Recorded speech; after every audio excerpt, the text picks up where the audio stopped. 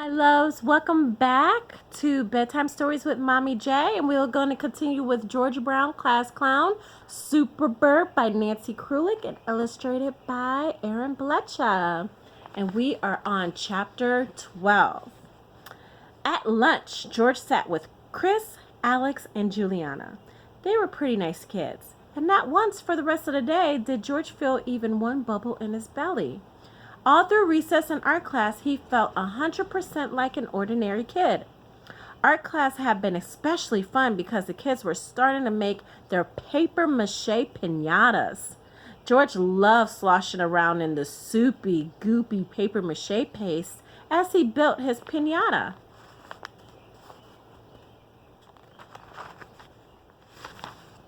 In fact, he was having so much fun that he didn't even get mad when Mike told him his skateboard piñata looked like a big white tongue, which it absolutely did not. George was actually feeling pretty good about things when the bell for dismissal rang, and then he heard Louie calling him. "Hey, new kid, are you ready to show us what a hot skateboarder you are?" Louie was mocking George, but so what? "Sure, meet me outside," George told Louie. "Yeah, right," Louie said. "You'll probably sneak out the back entrance." Mike and Max laughed. George frowned. What did Louie expect him to do? Skateboard right here in the hallway? George put his backpack and his skateboard on the floor. Then he started to put on his helmet so he would be ready to skate as soon as he got outside.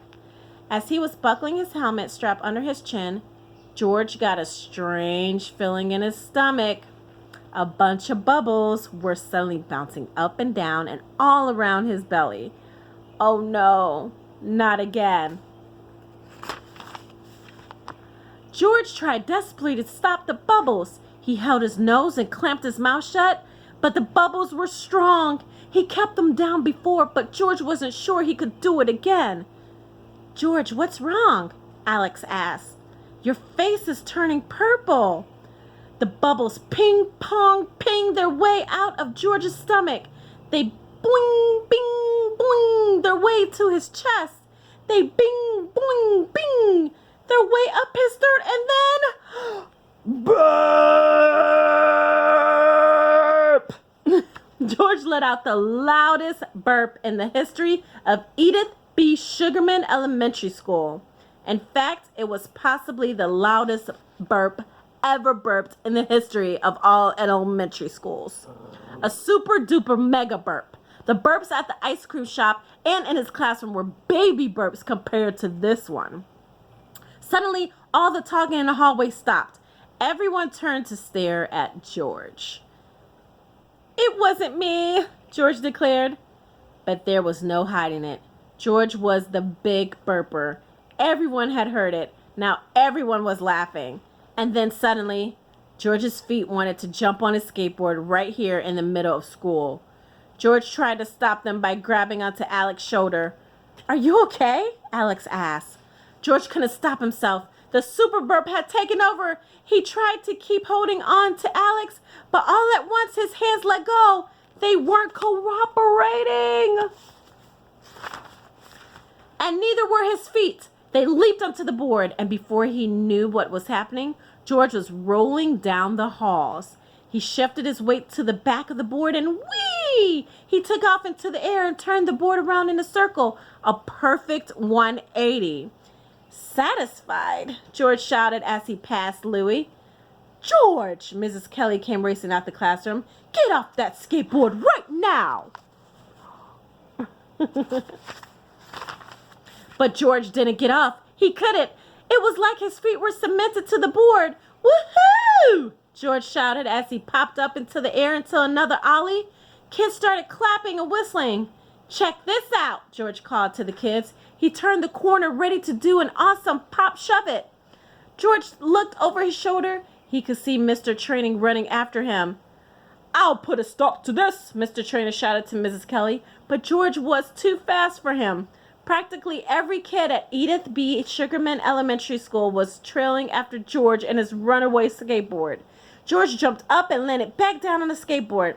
As he passed her office, the principal came running out into the hall. "George Brown, there is no skating allowed in school." she shouted as he whizzed by. George knew that. The principal didn't understand. The burp was in control, not George. He turned his head and tried to say, "I'm sorry," but nothing came out. "George, watch out!" someone shouted. George thought it sounded like Alex. When George turned back around, he saw what the problem was. He was headed straight for the art room at the end of the hallway. The door was open. George was going too fast to stop. Besides, the magic burp wouldn't let him. "Whoa!" he shouted as he whizzed into the room and smashed into a table. Right over. Whoosh!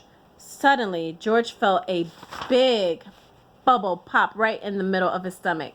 The air just rushed right out of him. The super burp had disappeared, but George was still here, left to deal with the mess. He fell off his skateboard and landed on his rear end just as a pail of icky, sticky paper mache goo tipped over.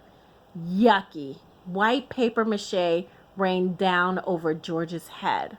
George sat there, feeling the slippery, ooey gooey white paste slither down his neck and oozed down under his shirt.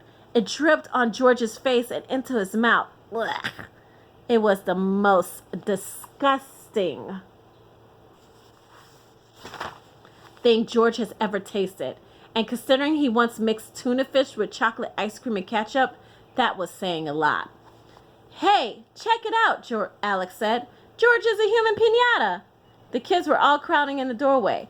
"Nice job, new kid," Louie said in a mean voice.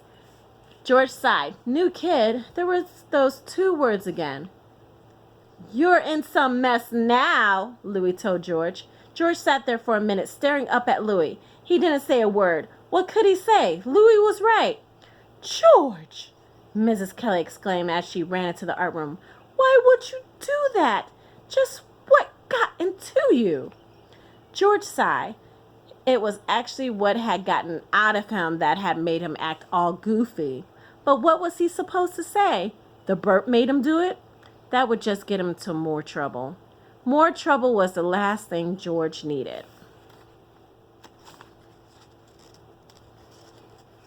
And we're going to move on to the last chapter 13 because there's not that much left.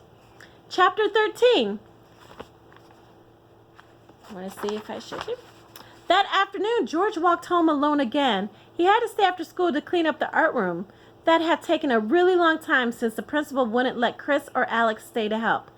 By the time he finished, all the kids had gone home. Well, one thing was for sure, no one was going to call George the new kid anymore. Everyone knew his name, including the art teacher, the janitor, and the school principal, Mrs. McKeon. He'd spent a lot of time talking to her before she let him go home. George reached up and scratched at his head. The papier-mâché paste was starting to harden in his hair. It was all clumped behind his ears, too.